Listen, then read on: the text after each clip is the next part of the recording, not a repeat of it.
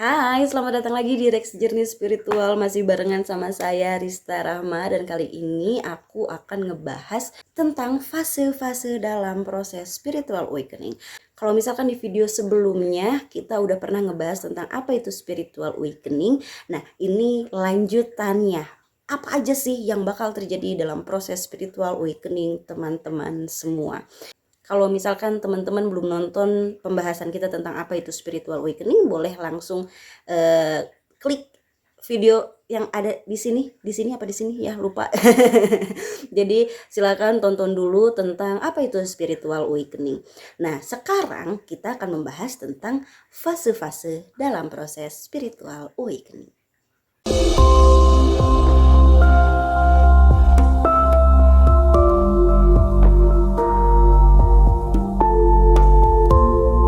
Nah, biar gampang, aku akan membagi 8 fase spiritual awakening.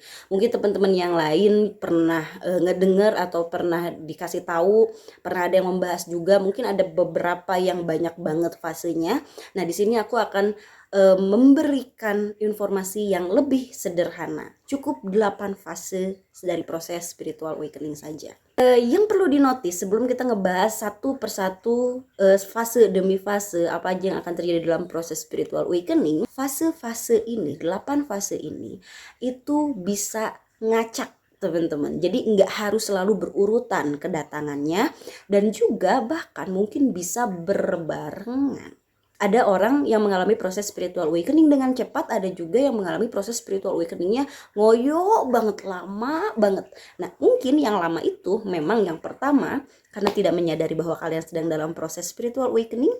Lalu yang kedua karena memang satu persatu tuh datangnya. Ya, nah tapi kalau misalkan yang cepet, kenapa kok bisa cepet? Ya itu tadi, karena ini bisa berbarengan.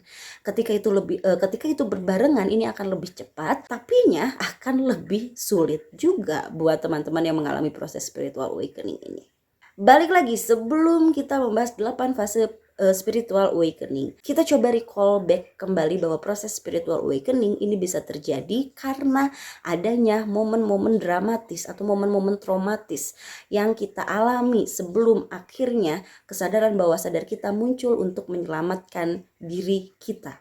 Momen-momen itu bisa jadi adalah momen-momen yang memang sangat membuat kita down banget gitu. Kayak misalkan contohnya perceraian, terus kita udah punya pacar lama diputusin, terus juga asalnya kita sehat-sehat aja tiba-tiba kecelakaan gak bisa bangun atau sakit keras, ataupun ada seseorang yang meninggalkan kita karena kematian.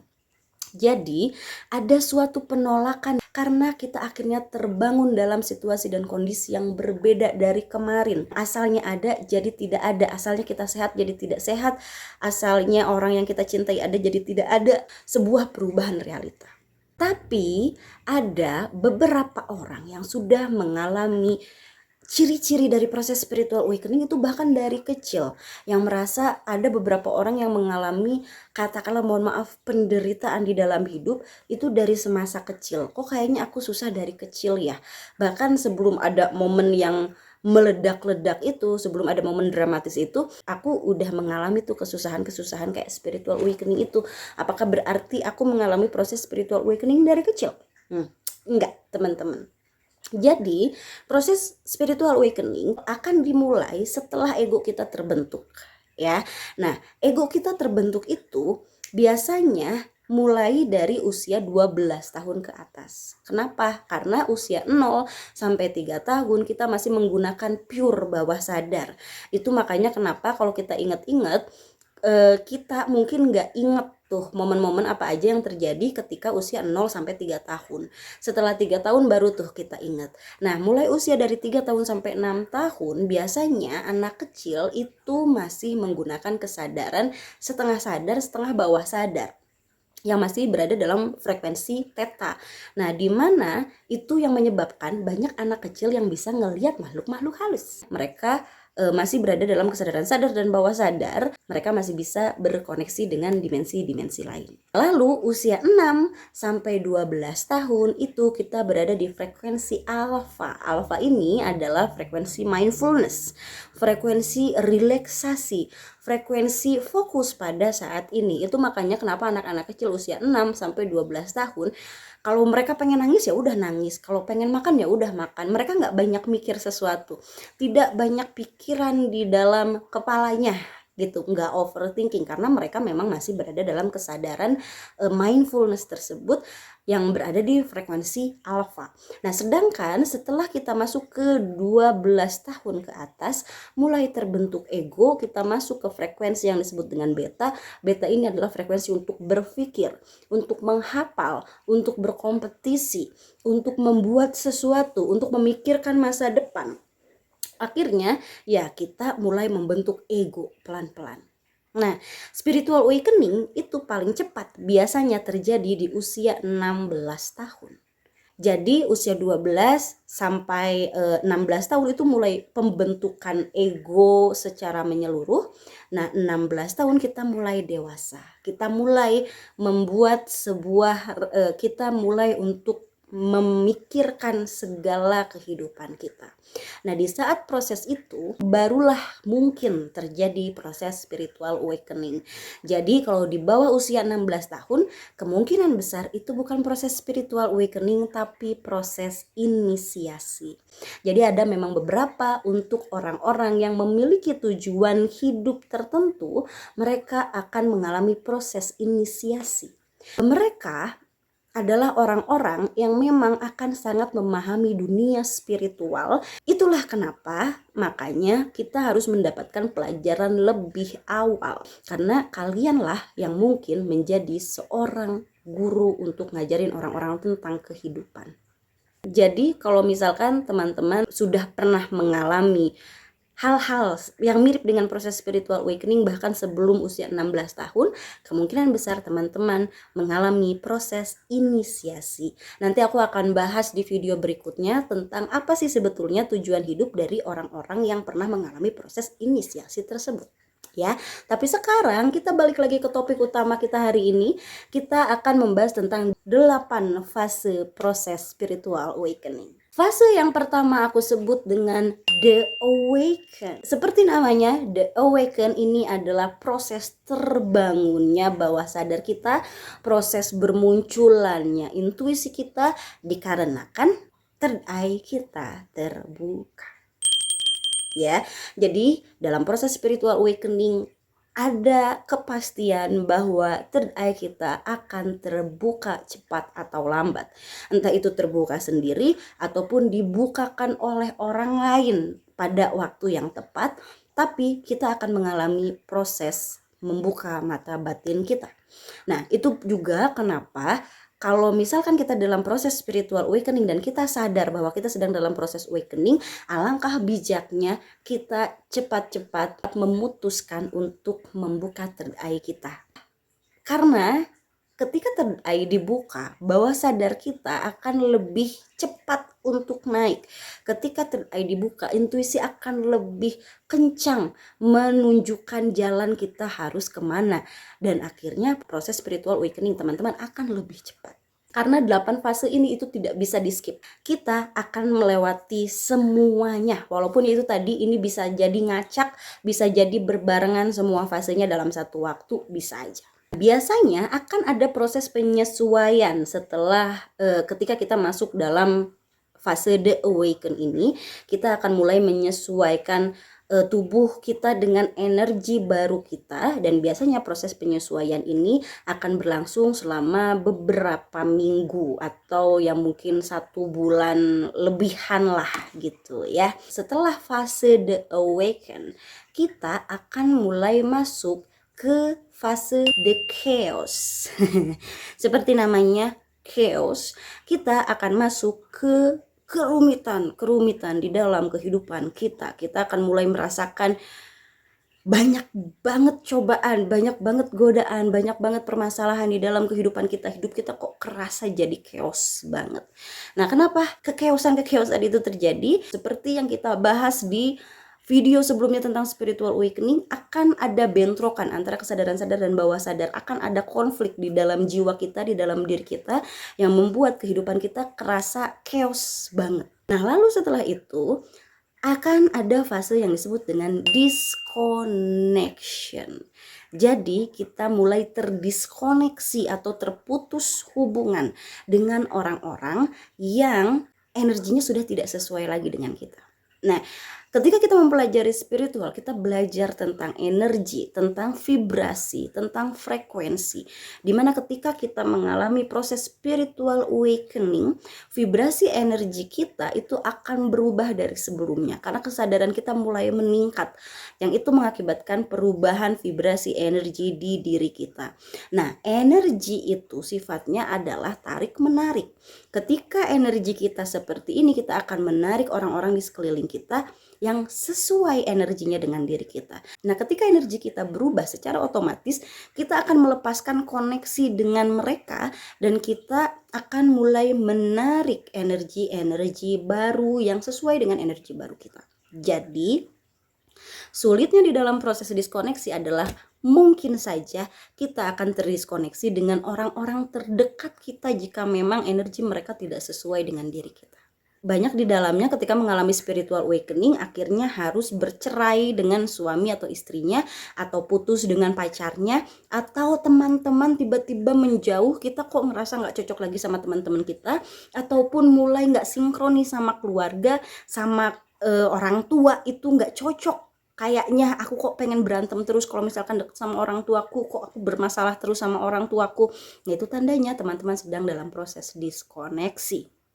Aku jadi merasa sendirian banget, gak ada yang ngerti aku dan gak ada yang paham tentang apa yang aku alami.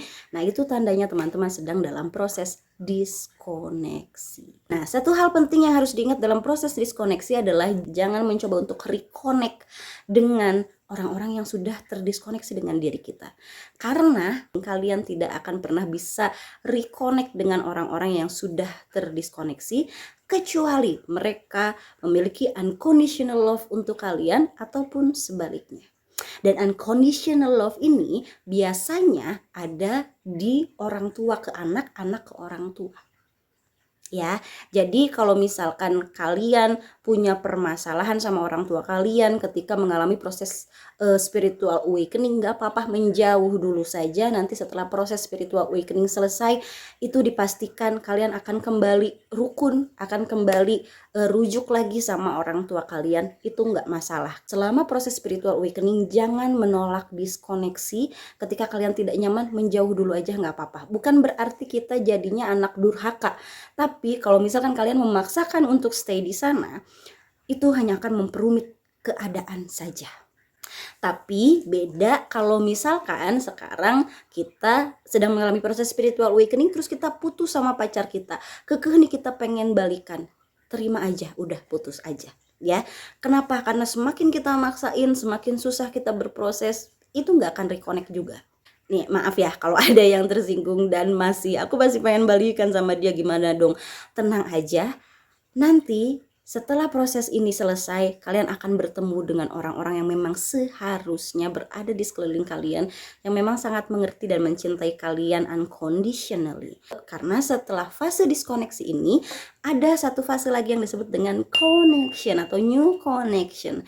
Kalian akan mulai terkoneksi dengan orang-orang dengan vibrasi energi yang lebih sesuai.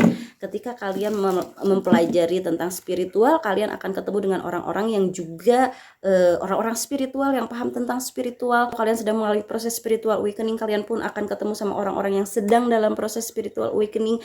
Jadi jangan khawatir, jangan takut untuk merasa sendirian. Kalian akan punya teman-teman yang satu vibrasi juga. Selain sama orang-orang yang vibrasinya sama, kita akan lebih mulai terkoneksi dengan alam, dengan binatang, dengan tumbuh-tumbuhan, dengan ibu bumi, dengan Mother Earth, dengan para spirit guard, dengan para angels, dengan seluruh koneksi di alam semesta ini yang mungkin kita tidak pernah bayangkan sebelumnya.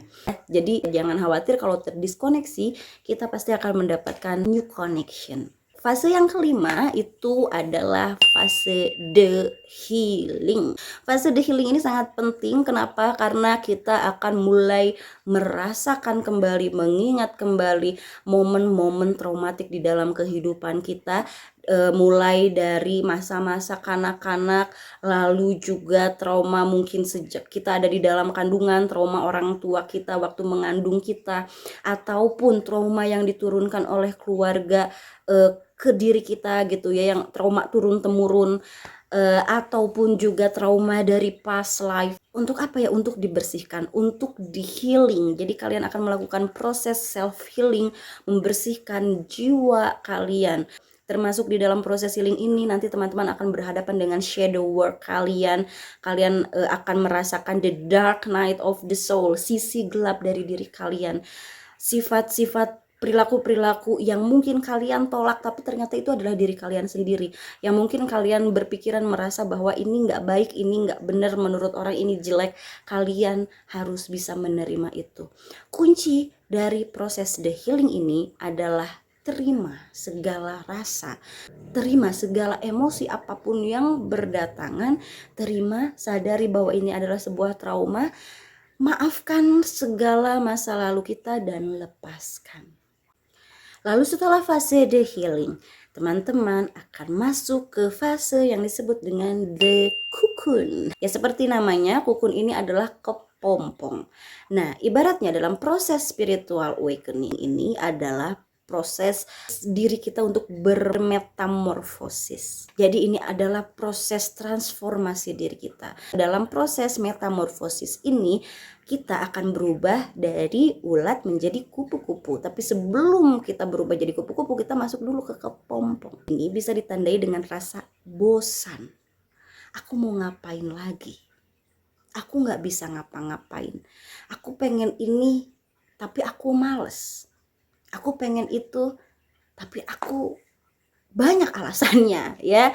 Nah, kenapa itu bisa terjadi? Karena memang dalam fase kukun kita pun bisa sebut ini, karena memang fase kukun ini bisa juga kita sebut sebagai fase the hermit, atau dimana dalam fase ini teman-teman harus fokus sama diri sendiri dan mulai berkontemplasi, mulai mengintrospeksi diri, mulai masuk lebih dalam lagi ke diri kita, lalu coba pahami sebetulnya apa yang harus aku lakukan. Nah, karena dalam fase the cocoon ini mungkin kita akan terkurung nih, kita bahkan nggak bisa berkoneksi dengan dunia luar. Katakanlah lagi nggak punya kerjaan, aku pengen kerja nih. Dalam fase the cocoon kalian nggak akan dapat pekerjaan. Pengen punya pacar baru, dalam fase the cocoon kalian tidak akan punya pacar. Ya, atau misalkan kemarin-kemarin aku yang udah sering ngobrol-ngobrol sama spirit guide, kok tiba-tiba aku nggak bisa terkoneksi ya sama mereka.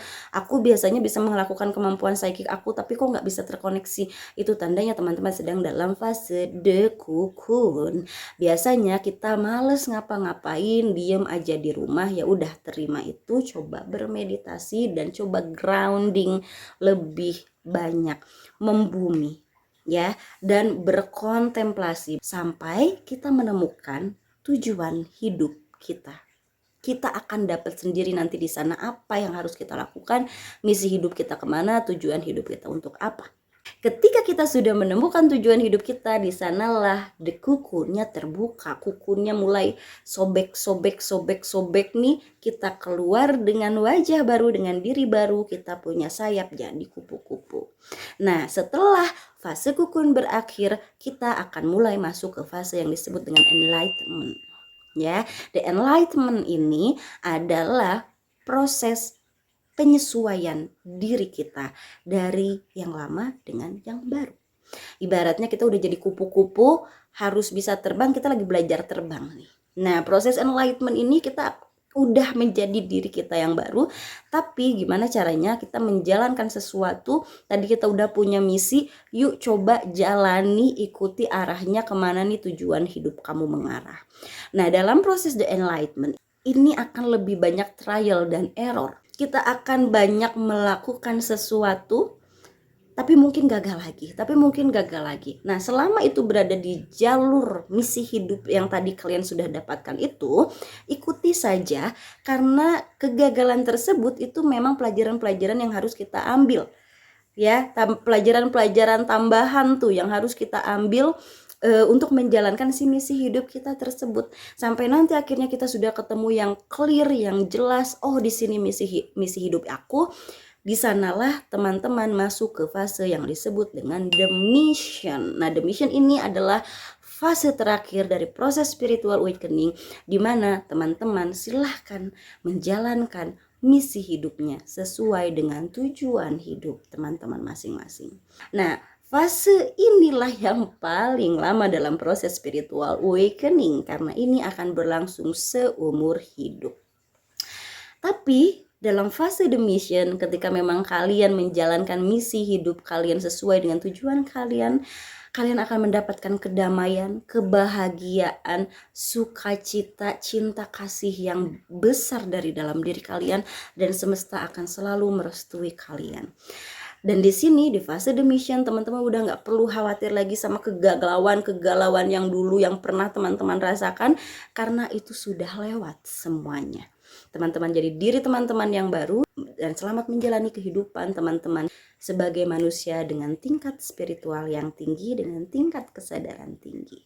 Dan di sanalah proses kehidupan kalian yang sesungguhnya terjadi.